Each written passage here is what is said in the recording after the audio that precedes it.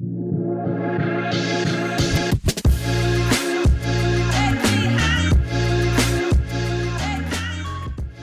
up everyone? Chris here from Ski Town All-Stars, and welcome back to another episode of Skiformation. Today, we're talking Phantom Glide.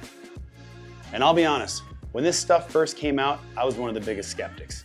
I didn't believe it actually worked until I skied it and thought, damn, this actually works. I owe our episode an apology, Rob and David. I'm sorry for doubting something you were selling.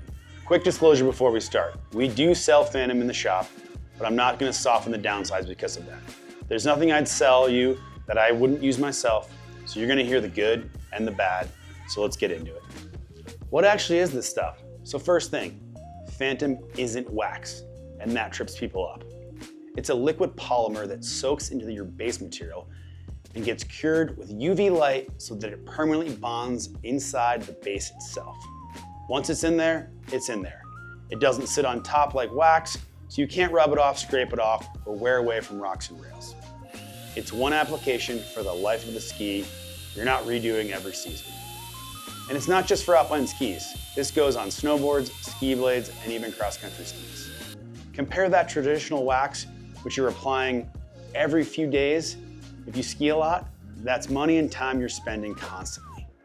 Traditional waxes contain VOCs, PFCs, fluorocarbons, the forever chemicals you've probably heard about. These things don't break down.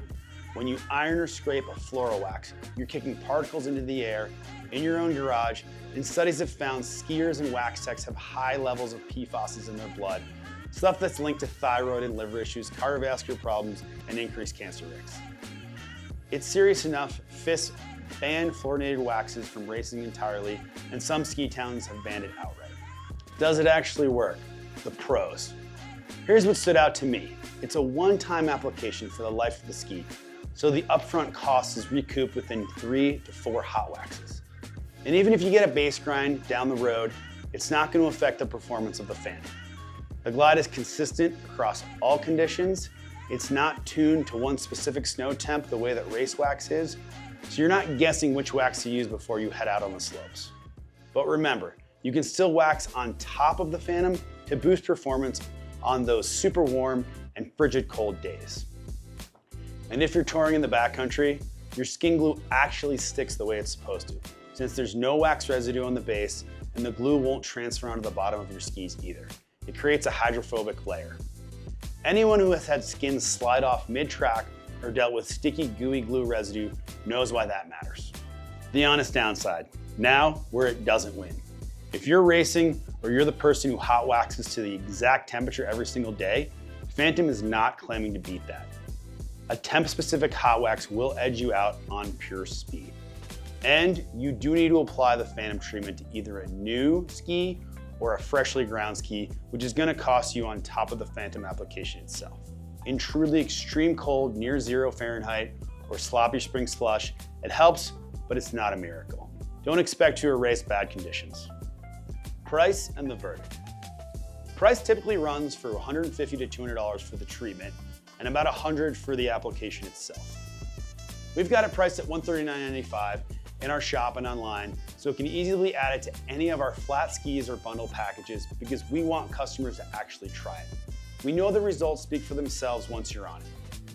Sounds steep until you do the math, and that's roughly what you'd spend on a handful of regular wax shops. If you ski or ride more than a few days a season, it pays for itself fast, and you get your time back too.